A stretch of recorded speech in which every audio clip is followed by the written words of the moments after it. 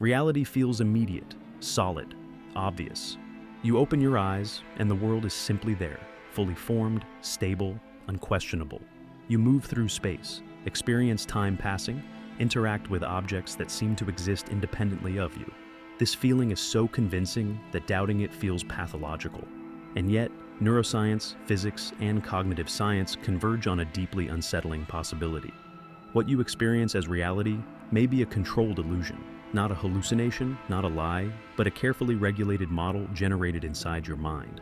And you are not observing it from the outside. You are inside it. This idea does not begin with philosophy. It begins with perception. Your brain does not receive the world directly.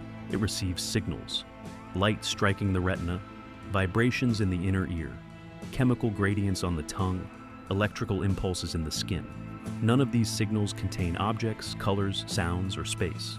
They are raw data streams. The brain's task is not to reveal reality. It is to predict it. Survival depends on anticipating what will happen next, not on seeing the world as it truly is. To do this, the brain constructs an internal model, a simulation, a controlled interface that allows fast decision-making. What you see is not the world.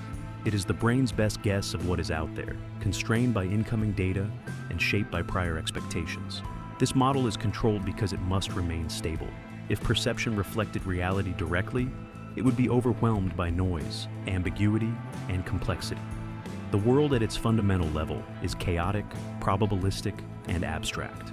Exposing consciousness to that raw structure would be useless. So, the brain filters, compresses, and stabilizes. It turns probabilities into objects, fluctuations into continuity, correlations into causation. This process works so well that the illusion becomes invisible. You do not experience interpretation. You experience results. The illusion feels like reality itself.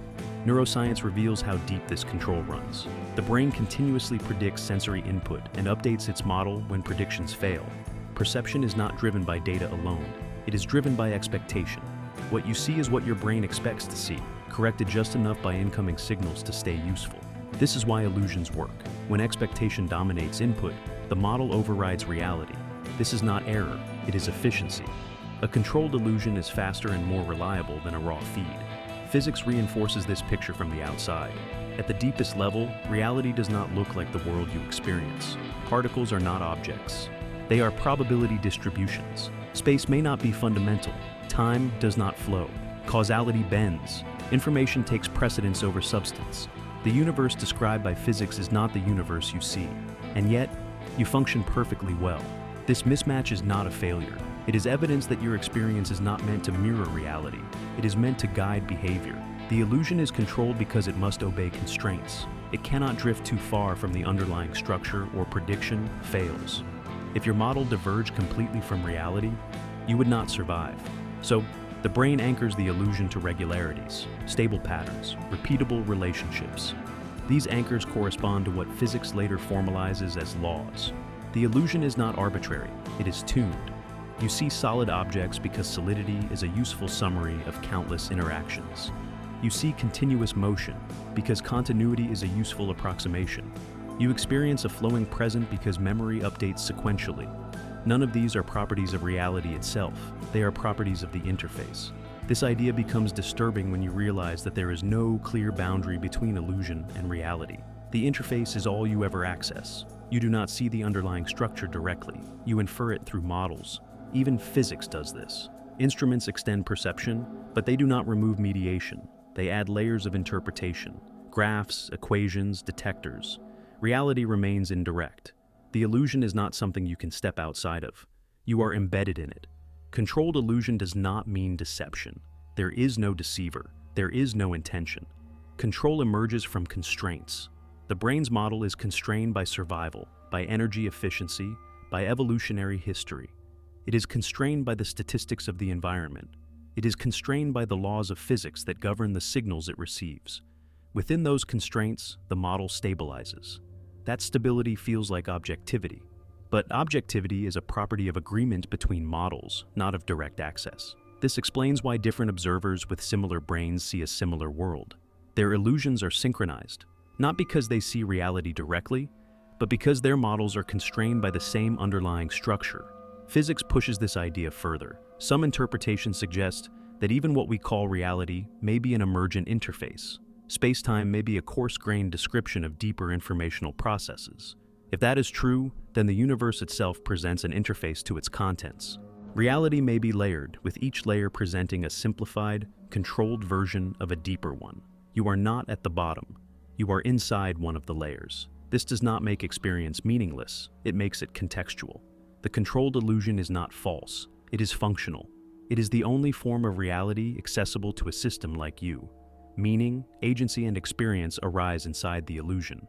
They do not require direct access to foundations. They require stability. The illusion provides that. The unsettling part is realizing that certainty is misplaced. When you feel that something is obviously real, that feeling is generated by the model. It is not a guarantee of fundamentality. Confidence is a feature of the interface. Reality at its core may be indifferent to how it feels to be perceived. The illusion remains controlled as long as prediction succeeds. When it fails, cracks appear.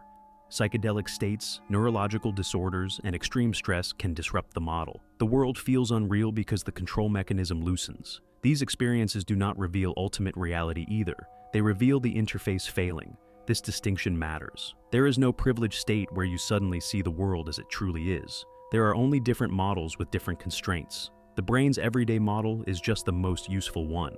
Physics does something similar. It builds models that work within domains. When a model fails, a new one replaces it. None claim to be the final reality. They are controlled illusions too, constrained by data and consistency. The idea that reality might be a controlled illusion does not mean nothing is real. It means reality is not what it feels like. What exists is structure, relationship, constraint. What you experience is a projection optimized for survival, and you cannot leave it. You can only understand that you are inside it. This understanding does not dissolve the illusion. It contextualizes it. You still see the world, you still act, you still care. But you do so knowing that what feels immediate is mediated. The deepest danger is not illusion. It is forgetting that you are in one.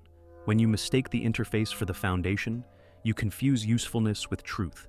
Physics has been warning us about this for a century. Neuroscience confirms it. Reality may be far stranger than it appears, and the appearance may be carefully controlled by the systems that allow you to exist at all. You are not observing the universe from the outside. You are inside a model that works, and that model feels like reality because it has to. This is Veritas Labs, where truth is tested.